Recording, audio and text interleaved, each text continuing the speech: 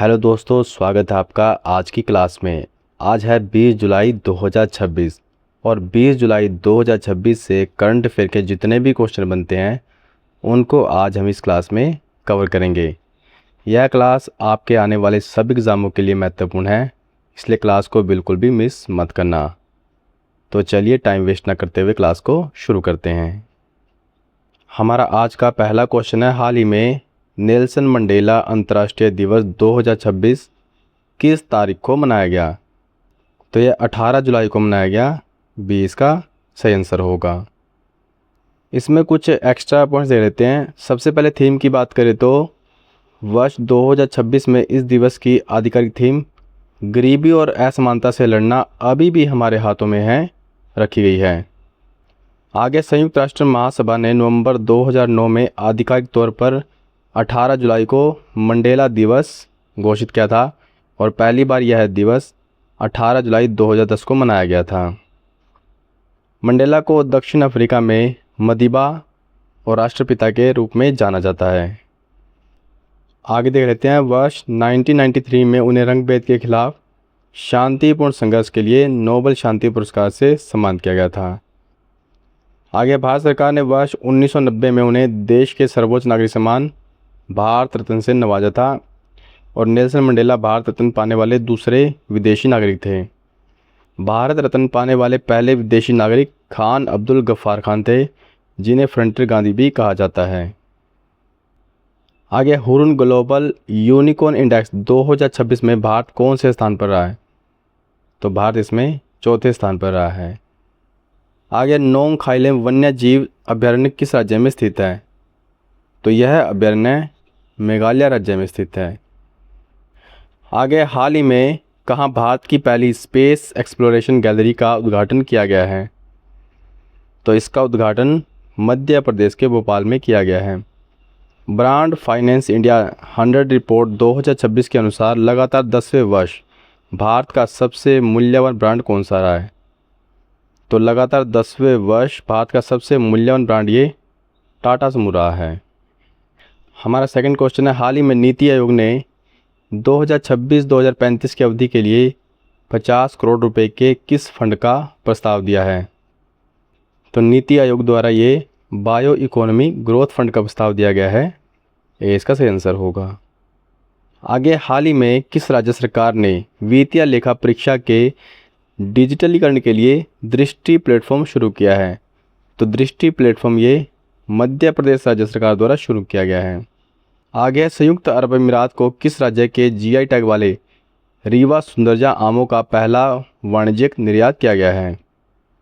तो रीवा सुंदरजा आम ये मध्य प्रदेश राज्य से संबंधित है। आगे भारत में 20वां राष्ट्रीय सांख्यिकी दिवस 2026 कब मनाया गया है? तो यह 29 जून को मनाया गया है। आगे हाल ही में सियांग घाटी में मधुमक्खियों की 2 नई प्रजातियों की खोज की गई है। सियांग घाटी किस राज्य में स्थित है? तो यह घाटी अरुणाचल प्रदेश में स्थित है। हमारा तीसरा क्वेश्चन है, हाल ही में किस देश को अंतर्राष्ट्रीय क्रिकेट परिषद आईसीसी के 111वें सदस्य के रूप में शामिल किया गया है? तो 111वां सदस्य ये मॉरिशस बना है। ये इसका सही आंसर होगा। इसमें कुछ एक्स्ट्रा पॉइंट्स देख लेते हैं। इस नए जुड़ाव के साथ ही अंतर्राष्ट्रीय क्रिकेट परिषद के कुल सदस्य देशों की संख्या बढ़कर अब 111 हो गई है। इन 111 सदस्य देशों में केवल 12 देशों के पास ही आईसीसी की पूर्ण सदस्यता है, जबकि शेष 99 देश सहयोगी सदस्य हैं। आगे है, इसी बैठक में बीसीसीआई के सचिव देवजीत सैकिया को आईसीसी की नवगठित गवर्नेंस रिव्यू कमेटी का अध्यक्ष नियुक्त किया गया है। एक और पॉइंट देख लेते हैं। इसी समय आईसीसी ने नियमों के उल्लंघन के कारण क्रिकेट कनाडा के निलंबन को बरकरार रखा है और फ्रांस क्रिकेट को नोटिस पर रखा है। आगे हाल ही में किस राज्य सरकार ने भारत के पहले एआई विश्वविद्यालय की स्थापना की घोषणा की है? तो यह घोषणा कर्नाटक सरकार के द्वारा की गई है। आगे हाल ही में 5वीं बिम्स्टेक राष्ट्रीय सुरक्षा सलाहकारों की बैठक कहाँ आयोजित की गई है? तो यह बैठक नई दिल्ली में आयोजित की गई है।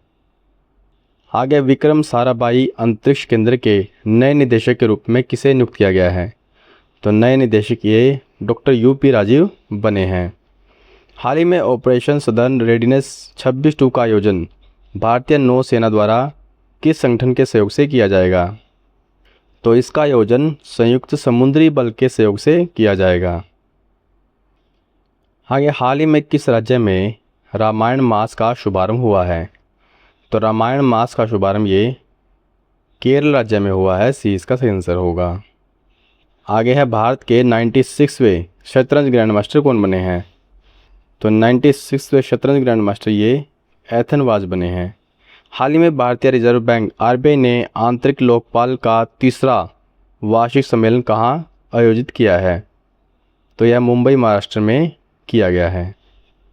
आगे, हाल ही में केंद्रीय आवास एवं शहरी कार्य मंत्रालय ने नासिक नगर निगम को कितनी प्रोत्साहन राशि प्रदान की है? तो राशि 26 करोड़ रुपए प्रदान की गई है। यह है, फिक्की डेलोइट रिपोर्ट के अनुसार भारत का प्रसंस्कृत खाद्य बाजार, जिसे इंग्लिश में प्रोसेस्ड फूड मार्केट कहते हैं, 2030 तक लगभग कितने बिलियन यूएस डॉलर तक पहुंचने का अनुमान है? तो यह 600 बिलियन यूएस डॉलर तक पहुंचने का अनुमान है। हमारा आज का 5वां क्वेश्चन है, हाल ही में मनाया गया कांगबा उत्सव मुख्य रूप से भारत के किस राज्य का प्रमुख धार्मिक एवं सांस्कृतिक उत्सव है? तो यह उत्सव मणिपुर राज्य से संबंधित है। बी इसका सही आंसर होगा। एक्स्ट्रा पॉइंट्स की बात करें तो कांगबा उत्सव को मणिपुर में कांग चिंगबा या कांग जात्रा के नाम से जाना जाता है, जो उड़ीसा की प्रसिद्ध पूरी रथ यात्रा की तर्ज पर मनाया जाने वाला मणिपुर का सबसे बड़ा रथ उत्सव है। इस उत्सव में कांग शब्द का अर्थ पवित्र लकड़ी के रथ से है और चिंगबा का अर्थ रथ को खींचने की प्रक्रिया से है। इस उत्सव की शुरुआत मणिपुर में 19वीं शताब्दी के दौरान महाराजा गंभीर सिंह के शासनकाल में हुई थी, जिसे मुख्य रूप से मैतेई हिंदू समुदाय द्वारा मनाया जाता है। आगे है, आरोग्य सेतु 2.0 किस मिशन के तहत विकसित किया गया है? तो यह आयुष्मान भारत डिजिटल मिशन के तहत विकसित किया गया है। जम्मू कश्मीर पुलिस द्वारा अमरनाथ यात्रा 2026 की सुरक्षा और 360 डिग्री हवाई निगरानी सुनिश्चित करने के लिए कौन सा प्रोजेक्ट या अभियान शुरू किया गया है? तो जम्मू कश्मीर पुलिस द्वारा यह प्रोजेक्ट होकाई शुरू किया गया है। आगे है, संघाई सहयोग संगठन महिला मंच 2026 का आयोजन कहाँ किया गया है? तो इसका आयोजन बिश्केक में किया गया है। हाल ही में गोवा सरकार ने कैसीनो गेमिंग क्षेत्रों में प्रवेश के लिए न्यूनतम आयु कितनी निर्धारित की है? तो न्यूनतम आयु ये 21 वर्ष निर्धारित की गई है। आगे है, हाल ही में भारत के पहले private sector orbital class reusable rocket booster recovery mission की घोषणा किस नाम से की गई है? तो मिशन 02 इसका सही आंसर होगा। एक्स्ट्रा पॉइंट्स की बात करें तो इस ऐतिहासिक मिशन की घोषणा चेन्नई स्थित space tech startup Agnikul Cosmos द्वारा जुलाई 2026 में की गई है। इस मिशन के तहत अग्निकुल कॉस्मोस अपने अग्निबाण रॉकेट के फर्स्ट स्टेज बूस्टर को नियंत्रित रूप से समुद्र में उतारकर पुनः प्राप्त करने का पहला प्रयास करेगा। आगे, मिशन 02 के तहत रॉकेट के ऊपरी चरण को अंतरिक्ष में कचरा बनने से रोकने के लिए उसे एक काम करने वाले इन ऑर्बिट प्लेटफॉर्म में बदलने की तकनीक का भी परीक्षण किया जाएगा। एक और पॉइंट देख लेते हैं। इसी समय 18 जुलाई 2026 को हैदराबाद की एक अन्य निजी स्पेस कंपनी स्काईरूट एरोस्पेस ने भारत का पहला निजी ऑर्बिटल क्लास रॉकेट विक्रम-1 सफलतापूर्वक लॉन्च किया है, जिसके मिशन का नाम मिशन आगमन है। आगे, हाल ही में 13 जुलाई 2026 को 8वीं भारत जापान रक्षा नीति वार्ता कहाँ आयोजित की गई है? तो यह टोक्यो जापान में आयोजित की गई है। महिलाओं की लॉन्ग जंप में किसने 22 साल पुराना रिकॉर्ड तोड़कर नया भारतीय राष्ट्रीय रिकॉर्ड बनाया है? तो यह रिकॉर्ड एनसी सोजन के द्वारा बनाया गया है। आगे है, तेलंगाना के किस शहर में अमेरिकी वाणिज्य दूतावास के पास स्थित सड़क का आधिकारिक रूप से नाम बदलकर डोनाल्ड ट्रंप एवेन्यू किया गया है? तो यह हैदराबाद शहर में किया गया है। आगे है, हाल ही में पृथ्वी विज्ञान मंत्रालय के सचिव के रूप में किसे नियुक्त किया गया है? तो सचिव के रूप में ये डॉक्टर श्रीनिवास कुमार तुमल्ला को नियुक्त किया गया है। आगे हाल ही में वाइट रैबिट टेक्नोलॉजी आधारित भारतीय मानक समय वितरण प्रदर्शन नेटवर्क सुविधा का उद्घाटन कहाँ किया गया है? तो इसका उद्घाटन जाकुर बेंगलुरु में किया गया है। ए इसका सही आंसर होगा। एक्स्ट्रा पॉइंट्स की बात करें तो यह अनूठी पहल भारत सरकार के महत्वाकांक्षी vision one nation one time के तहत क्रियान्वित की गई है। इस स्वदेशी नेटवर्क का प्राथमिक उद्देश्य विदेशी समय स्रोतों जैसे कि अमेरिकी जीपीएस पर भारत की निर्भरता को पूरी तरह खत्म करना है।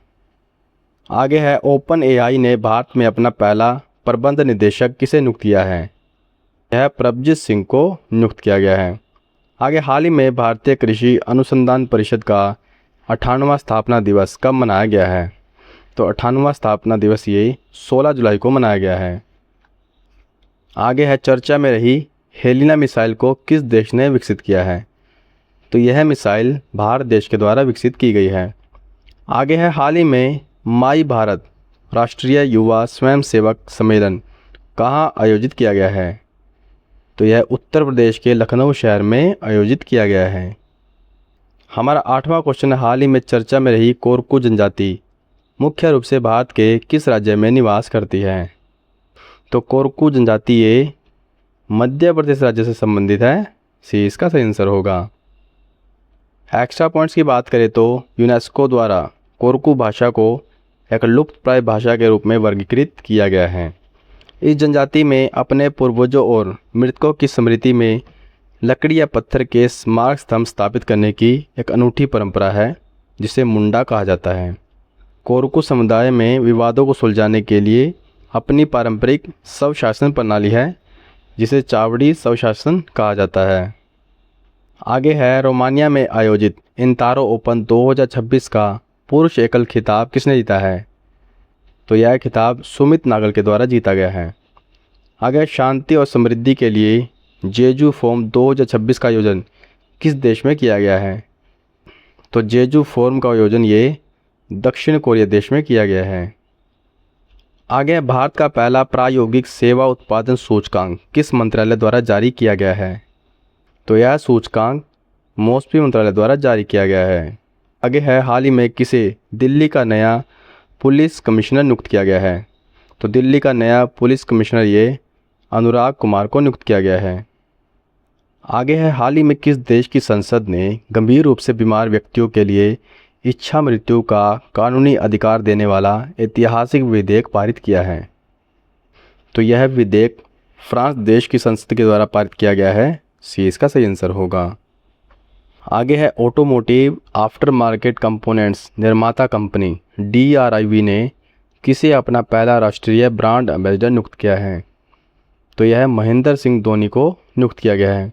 भारत का पहला राष्ट्रीय ग्रामीण विकास सम्मेलन 2026 कहाँ आयोजित किया गया है? तो यह नई दिल्ली में आयोजित किया गया है। आगे है भारत में निर्मित फास्ट पेट्रोल वेसल PS लेस्पोर किस देश को सौंपा गया है? तो यह सेशल देश को सौंपा गया है। आगे हाल ही में भारतीय वन्य जीव पारिस्थितिकी सम्मेलन का दूसरा संस्करण कहाँ आयोजित किया गया है? तो यह अशोक विश्वविद्यालय सोनीपत में आयोजित किया गया है। आगे हाल ही में भारतीय वायुसेना के राफेल लड़ाकू विमान किस बहुराष्ट्रीय वायु अभ्यास में भाग लेने के लिए ऑस्ट्रेलिया पहुंचे हैं? तो अभ्यास पिच ब्लैक 2026 का सही आंसर होगा। एक्स्ट्रा पॉइंट्स की बात करें तो पिच ब्लैक ऑस्ट्रेलिया की रॉयल ऑस्ट्रेलियाई वायु सेना द्वारा प्रत्येक 2 वर्ष में आयोजित किया जाने वाला एक प्रमुख बहुराष्ट्रीय हवाई युद्ध अभ्यास है। इस अभ्यास के इतिहास में यह पहली बार है जब भारत ने सुखोई के स्थान पर अपने अत्याधुनिक राफेल लड़ाकू विमानों को तैनात किया है जो वहां अमेरिका और Japan F-35 5th generation steel jets के साथ अभ्यास करेंगे। आगे हाल ही में 31वां दिव्य कला मेला कहाँ आयोजित हुआ है? तो यह कोलकाता पश्चिमी बंगाल में आयोजित हुआ है। प्रधानमंत्री नरेंद्र मोदी को किस देश का सर्वोच्च नागरिक सम्मान guardian of the blue horizon प्रदान किया गया है? तो यह सम्मान सेशल देश द्वारा प्रदान किया गया है। आगे है परमाणु ऊर्जा विभाग द्वारा दुनिया की पहली कॉपर क्लोरीन थर्मोकेमिकल हाइड्रोजन उत्पादन सुविधा कहाँ स्थापित की गई है? तो यह सुविधा कलपक्कम में स्थापित की गई है। आगे, हाल ही में किस राज्य के पुलिस विभाग में डिजिटल गवर्नेंस हेतु ई ऑफिस सिस्टम शुरू हुआ है? तो यह मणिपुर राज्य के पुलिस विभाग में शुरू हुआ है।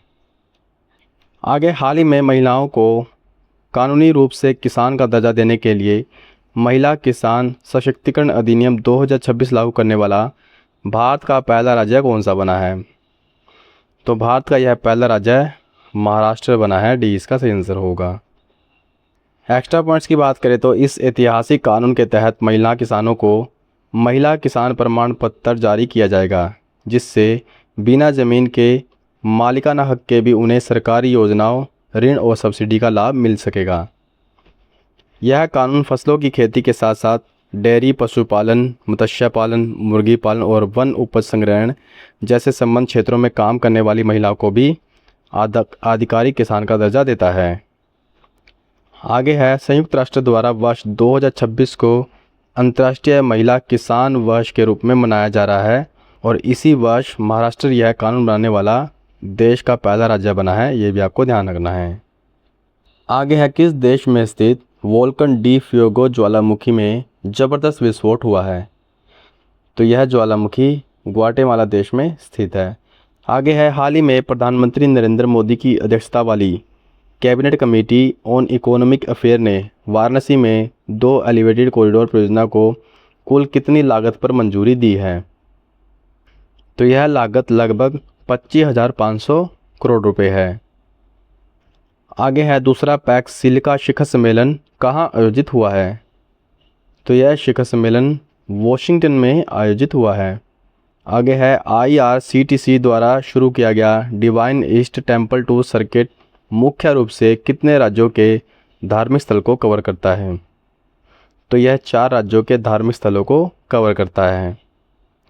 आगे, sports journalist federation of India के गोल्ड मेडल से किसे सम्मानित किया गया है? तो यह विश्वनाथन आनंद को सम्मानित किया गया है।